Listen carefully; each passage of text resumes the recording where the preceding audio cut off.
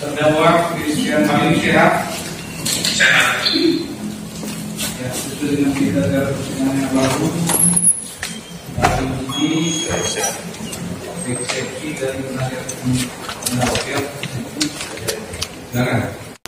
Nota keberatan eksepsi terhadap surat dakwaan jasa penuntut umum nomor Rek yang dibacakan tanggal 13 Januari 2021 dalam perkara nomor yang dibacakan tanggal 28 Januari 2021 atas nama terdakwa Christian Halim, disampaikan oleh tim kuasa hukum terdakwa Christian Halim.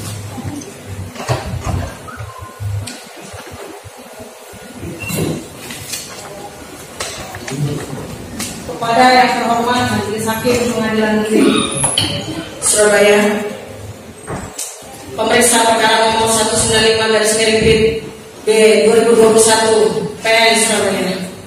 Dengan hormat, perkenankanlah kami yang bertanda tangan di bawah ini, Jaka Maulana Sarjana Hukum dan Anita Natalia Manafia Sarjana Hukum. Para advokat dan penasihat hukum yang akan dibacakan. Dengan ini bermaksud untuk menyampaikan keberatan dan eksepsi terhadap surat dakwaan penuntut umum nomor Rek perkara yang akan dibacakan tertanggal 13 Januari 2021 yang telah dibacakan di muka persidangan. Pokok-pokok keberatan terhadap surat dakwaan aku, Majelis Hakim yang mulia, setelah kami membaca, mencermati dan menganalisa surat dakwaan yang telah dibacakan oleh saudara jasa penuntut umum, kami menilai bahwa terdapat beberapa hal yang tidak sesuai dengan syarat-syarat formil sebuah surat dakwaan. Sehingga karenanya kemudian kami mengajukan keberatan terhadap surat dakwaan aku dengan didasarkan pada alasan-alasan sebagai berikut. Poin A. Surat dakwaan penuntut umum harus dinyatakan batal demi hukum karena dakwaan yang diuraikan tidak terang dan bertentangan antara urusan yang satu dengan yang lain. Yang pertama, poin pertama, Majelis Hakim yang mulia, syarat formil sebuah surat dakwaan adalah harus memuat dengan lengkap unsur-unsur tindak pidana yang didakwakan. Ya.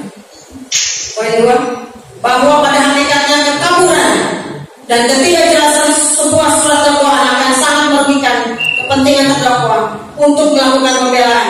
Oleh karena itu, terhadap setiap surat dakwaan yang jelas-jelas merugikan kepentingan terdakwa untuk melakukan pembelaan haruslah dianggap batal demi hukum. Poin tiga, bahwa surat dakwaan nomor yang akan dibacakan tanggal 13 Januari 2021 aku harus dinyatakan batal demi hukum karena penuntut umum telah menguraikan rumusan yang bertentangan antara yang satu dengan yang lain sebagai berikut. Bahwa cara perumusan yang bertentangan antara yang satu dengan yang lainnya di dalam surat dakwaan aku akan menimbulkan keraguan tidak hanya bagi terdakwa tentang perbuatan atau tindakan mana yang didakwakan kepadanya, tetapi juga bagi majelis hakim yang memeriksa perkara ini.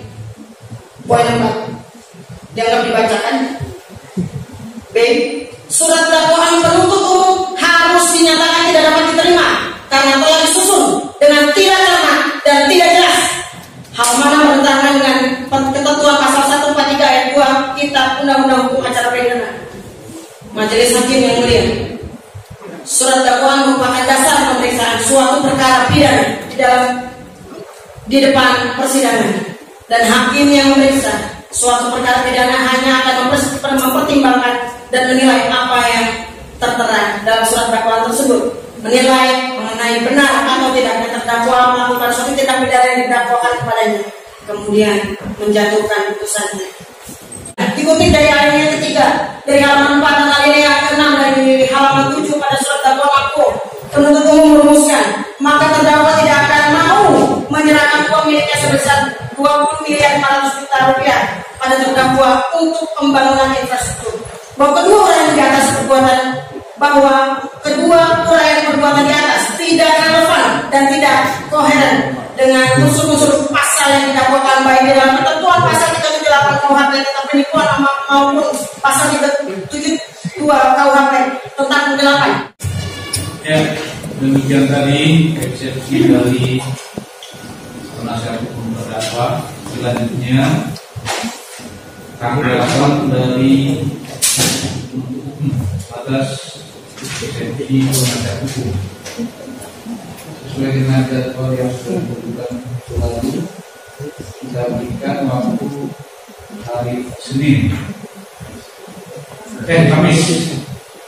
Kamis ya. Padahal seharusnya dalam menyusun surat dakwaan itu jaksa lebih hati-hati karena ini kan menyangkut soal nasib orang tua.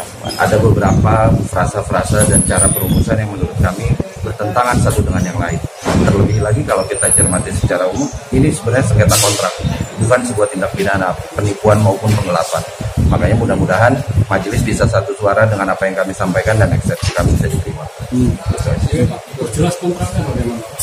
Kalau kontraknya ini kan kerjasama penambangan, yang sebenarnya kontraknya ini tidak tertulis. Kontrak penambangan cuma di salah satu sisinya lagi ada kontrak infrastruktur. Ini tulisan. Begitu kontrak udah dikerjakan dan hampir selesai, ternyata pemberi kerja tidak mau kasih pelunasan. Justru dia menuding yang telah kita kerjakan ini didasarkan pada penipuan. Padahal mereka sendiri nggak pernah kasih data pembanding di mana yang tidak sesuai, apa rujukannya. Sampai sekarang mediasi itu nggak pernah dilakukan. Justru dengan begitu mereka malah mengajukan laporan dan nggak tahu gimana caranya Polda malah menetapkan klien kami sebagai tersangka. Karena menurut kami si terdakwa ini kan orang satu-satunya yang mampu untuk melakukan pengurusan perusahaan yang sekarang dia jalankan. Jangan sampai proses pemeriksaan di tingkat persidangan ini mengganggu hak dia untuk dapat melakukan pekerjaan dan mencukupi kebutuhan sehari-hari. Jaminan kita ajukan beberapa jaminan. Pertama dari orang tua, mereka bersedia untuk menjadi penjamin, dan ada juga uang jaminan yang kita cantumkan di situ. Nominalnya bisa disebut? Nominalnya nggak usah lah. Pak, bisa disebutkan Pak salah satu frasa yang disinggungan dari dakwaan ini? Sebenarnya rada-rada ini sih, banyak frasa-frasa yang menurut kami lebih menunjukkan sifat-sifat privat ya Mas. Kayak misalkan perjanjian kerjasama, menyanggupi, setuju dan bersedia. Buat kami yang kayak begini kan nggak menggambarkan adanya pelanggaran pidana, tidak tergambarkan adanya penipuan. Justru lebih kental sisi-sisi privat perselisihan soal kontrak yang seharusnya diselesaikan secara perdata.